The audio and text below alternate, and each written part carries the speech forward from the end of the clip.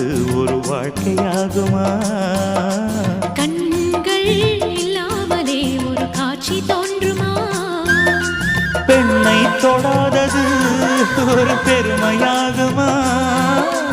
முத்தம் சிந்தாமலே அது முழுமையாகுமா? முழுமையாகுமா? காதல் இல்லாதது ஒரு வாழ்க்கையாகுமா? கண்கள் இல்லாமலே ஒரு காட்சி